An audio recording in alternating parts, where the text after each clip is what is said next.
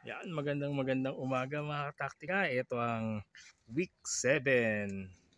Mula nang tayo ay nag-proning. At last week nga, nag-apply tayo ng banana peel fertilizer. And yung sinundan nun, naglagay naman tayo ng chicken manure. Yan, so week 7, ngayong araw na to, at yan na yung update sa ating mga ubas. Yan. Kung makikita nyo, yan, parang nagsisiksikan na uli sila. Yan, since malalaki na yung mga berries natin, yan, longkoy na talaga. Nakakatuwa ng panoorin. Yan, tuloy-tuloy na siya sa paglaki.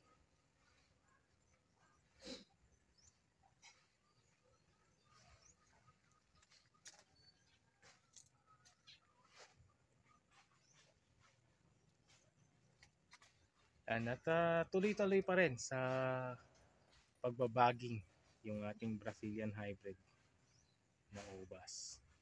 So itong Brazilian hybrid, isa sa pinakamatamis na variety ng ubas.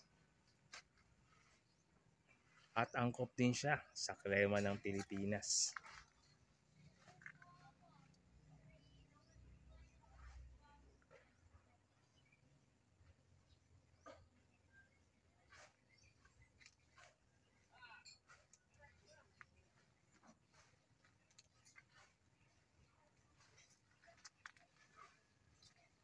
Kahit na sabihin Brazilian hybrid ay isa sa pinakamaliit na ubas.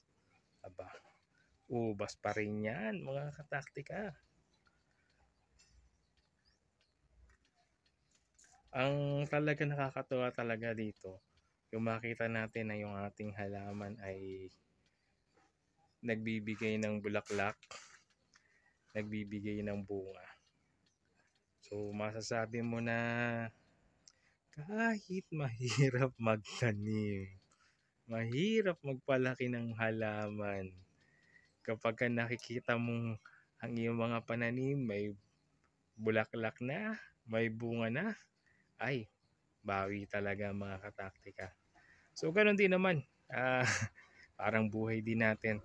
Kahit anong struggle and pain ng pagdaanan natin, lahat yan mapapawi kapag dumating ng harvest stage. Hindi lang talaga pwedeng madaliin.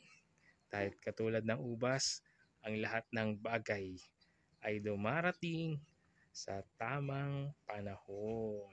So yan ang update natin ngayong week 7 sa ating Brazilian Hybrid. Season 2 ito ng ating pagpo-proning. At yun nga, may epekto na yung nito, yung nilagay natin na chicken manure. So mag-a-apply tayo ulit niyan this coming week. Yan, at update ko ulit kayo.